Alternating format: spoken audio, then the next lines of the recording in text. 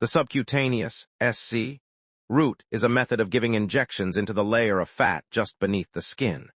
The needle is usually inserted at about a 45 degrees angle, allowing the medication to be absorbed slowly into the bloodstream. Compared to intravenous (IV) injections, absorption is slower, but it provides a steady and prolonged effect. This route is generally safer than IV injections, with a lower risk of complications like thrombosis or hemolysis.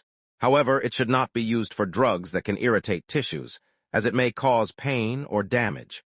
Common medications given through the subcutaneous route include insulin and heparin. Subcutaneous route. The subcutaneous route has two main limitations. First, irritating drugs can cause pain or tissue necrosis at the injection site. Second, this route cannot accommodate large drug volumes since the subcutaneous tissue has limited capacity for fluid absorption. Advantages of subcutaneous route. This route offers three key benefits. It provides a release mechanism where medication is absorbed slowly over time. This results in steady drug concentration levels in the bloodstream, ensuring consistent therapeutic effects. Additionally, patients require fewer doses, e.g., once a week instead of daily, which significantly improves treatment compliance and convenience. The next route is IM route. Drugs can be formulated as either aqueous solutions, which are absorbed relatively quickly into the bloodstream, or as depot preparations, designed for slow, sustained release. Depot preparations are typically suspensions in a non-aqueous vehicle, e.g., polyethylene glycol. Upon injection, the vehicle diffuses away from the muscle tissue, causing the drug to precipitate and form a localized reservoir. The drug then slowly dissolves from this depot, providing a prolonged therapeutic effect over an extended period.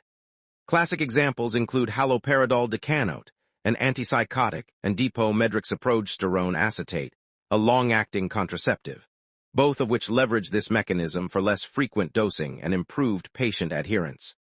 This slide highlights the benefits of using the IM route. It is particularly suitable for administering drugs with a moderate volume, neither too small nor too large for practical injection.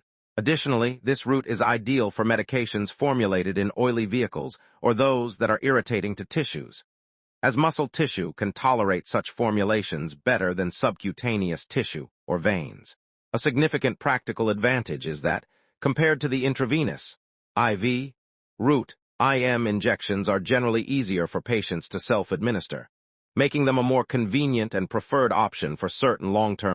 First, IM injections can cause elevated creatine kinase, CK levels, a muscle enzyme which may interfere with laboratory diagnostics.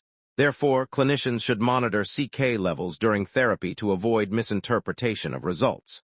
Second, IM injections can be quite painful, with myalgia being a common side effect, and in rare cases, they may lead to severe muscle injury or rhabdomyolysis. Third, and most critically, there is a risk of hemorrhage, bleeding, at the injection site. Consequently, IM injections are contraindicated in patients taking anticoagulants, blood thinners, such as warfarin, DOACs, or heparin, due to the heightened risk of uncontrolled bleeding.